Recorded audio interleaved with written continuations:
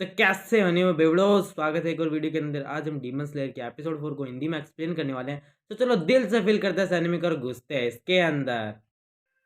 हमने पिछले एपिसोड में देखा कि तांजीरो और साबितो की फाइट होती है और तांजीरो अपना पहला वार करके साबितो का मार्क्स काट देता है, लेकिन वो साबितो का मार्क्स नहीं, उस पत्थर को काट देता है।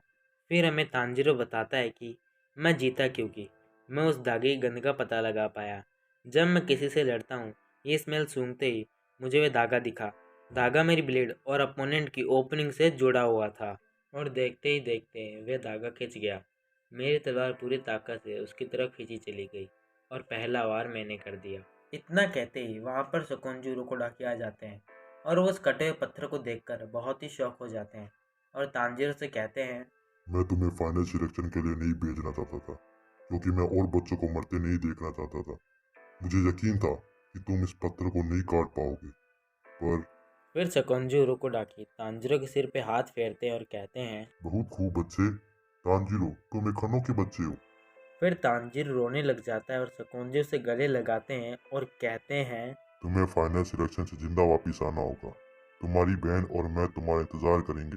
फिर रात को सुकोंजू रोकोडाकी घर के अंदर बहुत ही अच्छा खाना बना रहे होते हैं। फिर तांजीरो सुकोंजू रोकोडाकी से पूछता है, इतना खाना किस लिए? फिर सुकोंजू कहते हैं। ये ट्रेनिंग खत्म होने का जश्न है, शर्माओ मत, खा लो। फिर तांजीरो ने शुक्रिया कहकर खाना खाने लग जाता है। फिर सुकोंजू तांजीरो को देखते हैं और अपने मन में सोचते हैं। तांजीरो, मैं तुम्हारे लिए अब कुछ नहीं कर सकता। यहाँ से ऐसी मुश्किलें और लड़ाई आएगी कि तुम्हारी ट्रेनिंग उस मुकाबले कुछ नहीं होगी। तो कम से कम अभी तो बिना दुनिया की फिक्र किए आराम करना चाहिए। फिर तांजीरो खाना खाने के बाद जब अपने बाल काट रहा होता है तो सुकोंजू उससे पूछते हैं। क्या तुम्हें खाना अच्छा लगा? फिर तांजीरो कहता है, हाँ, मैंने लंबे वक्त से ऐसा खाना नहीं खाया था। फिर सुकोंजू कहते हैं। तुम जैसा पेटू लड़का जितना खाता है उतना ज्यादा ताकतवर होता जाता है, साथ ही साथ हाइट में भी बढ़ता जाता है। पर ऐसा डीमन के साथ भी है।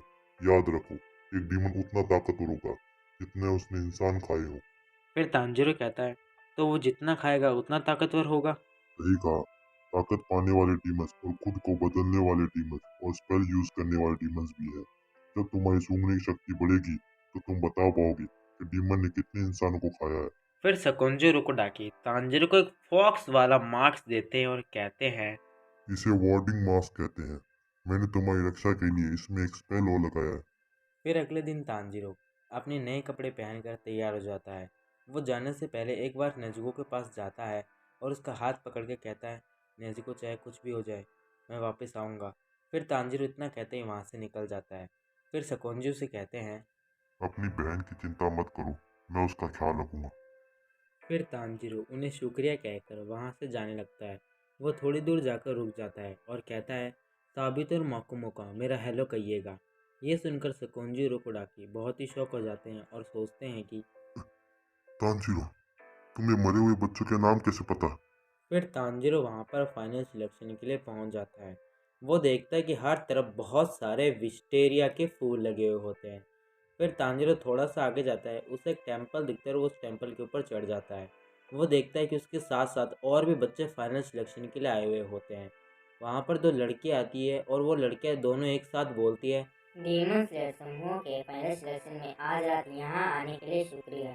फिर उनमें से एक लड़की कहती है। यहाँ माउंट फुजी का सेन में डीमंस कैद हैं, जिसे डीमन स्लेयर तलवारबाजों ने जिंदा पकड़ा था, और वह यहाँ से नहीं निकल सकते क्योंकि डीमंस को विस्टेरा फूल से नफरत है, जो पहाड़ के नीचे से और बेस तक खिलते हैं। हालांकि आपको यहाँ के बाद विस्टेरा फूल देखने को नहीं मिलेंगे, लेकिन बहुत सारे डीमन जरूर मिलेंगे, और आपको फाइनल सिलेक्शन पास करने के लिए यहाँ 7 दिन जिंदा रहना होगा। फिर वो सारे वहाँ से चले जाते हैं। तांजीरो का यहाँ से 7 दिन का सफ़र स्टार्ट हो जाता है। फिर तांजीरो भी उस जंगल के अंदर चला जाता है। वो उस जंगल के अंदर भागते रहता है और कह रहा होता है, बस 7 दिन तक जिंदा रहना है ना। फिर तांजीरो जाकर एक पत्थर के पीछे छिप जाता है। फिर वो दाएं बाएं देखता है और कहता है, पहले आज रात मैं जीऊँगा।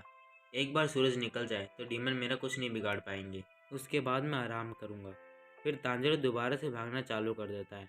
वो भागते भागते कहता है, पहले मैं पूरब की तरफ जाऊंगा, जहाँ सूरज की किरणें पहले पड़े। फिर अचानक से तांजीरो भागते हुए रुक जाता है। उसे एक डीमन की स्मेल आती है।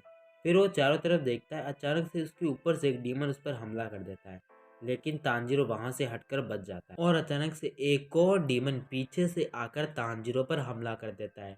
लेकिन तांजीरो अपनी तलवार से उस डीमन के वार को रोक लेता है और पीछे हट जाता है। फिर वो दोनों डीमन आपस में लड़ने लग जाते हैं कि तांजीरो को पहले कौन खाएगा। ये देखकर तांजीरो थोड़ा घबरा जाता है और कहता है, इतनी जल्दी 2 डीमन, इनसे मैं कैसे लड़ूंगा। फिर तांजीरो अपने आप को दिलासा देता है और कहता है, ठीक है, शांत हो जाओ, उनकी चाल पर ध्यान दो, अपनी ट्रेनिंग को याद करो। फिर वो दोनों डीमन साथ में तांजीरो के ऊपर हमला कर देते हैं। तांजीरो को उन दोनों से लड़ने में बहुत दिक्कत हो रही होती है, लेकिन तांजीरो थोड़ा पीछे होता है और गहरी सांस लेकर वाटर ब्रीदिंग का 4th form striking Tide use कर उन दोनों डीमन का गला एक ही साथ काट देता है। फिर तांजीरो कहता है, आखिरकार मैंने कर दिखाया। फिर तांजीरो अचानक से रोने लग जाता है और कहता है, मैं ताकतवर बन गया, मेरी सारी ट्रेनिंग काम आई, आखिरकार मैंने इसमें महारत हासिल कर ही ली। फिर तांजीरो उन दोनों मरे हुए डीमन के पास जाकर देखता है कि उन दोनों की बॉडी राख बनकर उड़ गई है। फिर तांजीरो अपनी तलवार को देखकर मन में सोचता है कि अगर मैं मिस्टर सकुंजी उरोकोडाकी की दी हुई तलवार से किसी डीमन को मारूंगा तो उसकी बॉडी राख बनकर उड़ जाएगी। फिर तांजीरो एक फ्लैशबैक याद करता है जिसमें सकुंजी उरोकोडाकी तांजीरो को बताते हैं कि गला डीमन का वीक पॉइंट होता है, लेकिन तू नॉर्मल तलवार से डीमन का गला भी काट दो फिर भी वो नहीं मरेगा। फिर तांजीरो कहता है, तो मैं उसे कैसे मारूं। फिर उरोकोडाकी बताते हैं कि डीमन स्लेयर क्रॉप्स द्वारा यूज होने वाली तलवार खास लोहे से बनी होती है। डीमंस को मारने का यही तरीका है कि उन्हें इन तलवार से मारा जाए। इन्हें निचरीन स्वॉर्ड कहते हैं। फिर तभी तांजीरो फ्लैशबैक से बाहर आता है। उसे अचानक से बहुत तेज गंदी बदबू आती है। वो देखता है कि एक बच्चा डरते हुए चिल्लाकर भाग रहा होता है। तभी तांजीरो एक पेड़ के पास जाकर छिपकर देखता है और बहुत ही घबरा जाता है। वो देखता है कि एक बहुत ही बड़ा डीमन उस बच्चे को मारने के लिए उसके पीछे भाग रहा होता है। फिर तभी हमें माकुमो और साबितो दिखाए जाते हैं, जहाँ पर माकुमो को तांजीरो की बहुत चिंता हो रही होती है। वो साबितो से कहती है, ये साबितो, क्या तुम्हें लगता है कि तांजीरो से हरा पाएगा। फिर साबितो कहता है, मुझे नहीं पता, चाहे जितनी भी कोशिश कर लो वो काफ़ी नहीं होती, ये तुम्हें पता है ना। फिर हमें दोबारा से वो बच्चा दिखाया जाता है जो डीमन से डरकर भाग रहा होता है, लेकिन वो भागते हुए अचानक से गिर जाता है। तभी हमें वो डीमन दिखाया जाता है जिसके हाथ में पहले से एक मरा हुआ बच्चा होता है। फिर वो डीमन उस मरे हुए बच्चे को खा जाता है और उसका शरीर और बड़ा हो जाता है। ये देखकर जो दूसरा वाला बच्चा होता है वो बहुत तेज दोबारा से भागने लग जाता है। फिर वो डीमन अपना हाथ लंबा कर उस बच्चे को पकड़ लेता है और ये सब चीज़ें तांजीरो साइड में खड़ा होकर देख रहा होता है, लेकिन वो बहुत डरा हुआ होता है। फिर तांजीरो अपने आप को दिलासा देता है कि अब मैं कमज़ोर नहीं रहा, अब मैं ताकतवर हूँ। फिर तांजीरो भागकर एक ऊंची छलांग मारकर वाटर ब्रीदिंग का 2nd form water wheel use कर उस डीमन का हाथ काट देता है और उस बच्चे को बचा लेता है। फिर उस डीमन की नज़र तांजीरो के फॉक्स मार्क्स पर पड़ती है और वो तांजीरो से कहता है, एक और प्यारा फॉक्स आ गया। बच्चे, अभी ये मेजी का कौन सा साल चल रहा है? यहाँ पर मेजी का मतलब है 1868 से लेके 1912 तक। फिर तांजीरो कहता है, ये ताइशो पीरियड है। अब ताइशो पीरियड का मतलब होता है 1912 से लेके 1926 तक। फिर वो बहुत ज़ोर से चिल्लाने लगता है और अपने आप को नोचने लगता है और कहता है, सदी भी बदल गई उरोकोडाकी, मैं तुम्हें कभी माफ़ नहीं करूँगा। फिर तभी तांजीरो उससे पूछता है कि तुम मिस्टर उरोकोडाकी को कैसे जानते हो। फिर वो डीमन बताता है कि मैं उरोकोडाकी को जानता हूँ क्योंकि उरोकोडाकी ने ही मुझे पकड़ा था। 47 साल पहले का वो दिन मैं नहीं भूलूंगा, तब भी वो डीमंस को मारता था। ये बात सुनकर तांजीरो बहुत शौक हो जाता है और कहता है कि ईडो पीरियड्स में डीमन को मारना। तभी वो पीछे वाला बच्चा बोलता है कि तुम झूठ बोल रहे हो, कोई भी डीमन इतना नहीं जीता। यहाँ बस 3 से 4 इंसान खाने वाले डीमन है और वो भी इतना नहीं जीते क्योंकि वो फाइनल सिलेक्शन के दौरान मारे जाते हैं या वो अपनी जाति को ही खा जाते हैं। तभी वो डीमन कहता है कि हाँ, लेकिन मैं इन सब से बच गया। वेस्टिलिया के कैद के अंदर मैं 50 बच्चों को खा चुका हूँ। 11, 12, 13, इसका मतलब तुम 14वें हो। फिर तांजीरो कहता है, तुम ये क्या कह रहे हो। फिर वो डीमन बताता है कि उरोकोडाकी के खाए हुए स्टूडेंट की संख्या गिन रहा था मैं। मैंने उसके स्टूडेंट को मारने की कसम खाई है। वो सिर्फ 2 थे जो मेरे खिलाफ टिके थे। एक अजीब रंग के बालों वाला लड़का जो सबसे ताकतवर था, उसके गुलाबी बाल थे और मुंह के पास एक निशान था। दूसरी एक फूल वाला किमोनो पहनी एक लड़की थी। वो छोटी थी और कमजोर थी, पर वो काफी तेज थी। ये बात सुनकर तांजीरो बहुत शौक हो जाता है और समझ जाता है कि वो माकोमो और साबितो की बात कर रहा है।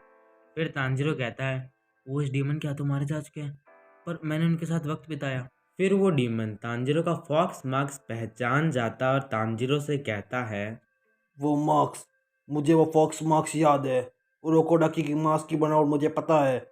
वह अपने गोबलिंग मास्क जैसा ही इन्हें सेम स्टाइल से बनाता है। इन्हें वर्डिंग मास्क कहते हैं ना। वो सब के सब मारे गए क्योंकि उन्होंने यह पहना था। अब वो सब मेरे पेट में है। शायद उरोकोडाकी ने खुद उन्हें मारा। मैंने जब उस लड़की को ये कहा, वो रोने लगी और गुस्सा हो गई। उसके बाद उसकी चाल कंट्रोल के बाहर हो गई। फिर मैंने उसके हाथ और पैर उखाड़ दिए और फिर इतना सुनते ही तांजीरो बहुत ही गुस्सा हो जाता है, उस डीमन पर हमला कर देता है। लेकिन वो डीमन मुक्का मारकर तांजीरो को पेड़ से भिड़ा देता है। इस वजह से तांजीरो का मास्क भी टूट जाता है, उसके सिर से बहुत ही खून बहने लगता है। फिर वो बच्चा कहता है, डीमन जब तक उसे मारता है मैं यहाँ से निकल लेता हूँ। फिर वो डीमन तांजीरो खाने के लिए आगे बढ़ ही रहा होता है कि तभी हमें तांजीरो का एक सपने का सीन दिखाया जाता है, जिसमें तांजीरो का छोटा भाई शिगेरू तांजीरो को उठने के लिए कह रहा होता है। तभी तांजीरो की आँख खुल जाती है। फिर वो डीमन ये देखकर बहुत ही शौक हो जाता है और कहता है, कोई बात नहीं, मैं अब और मजे ले पाऊंगा।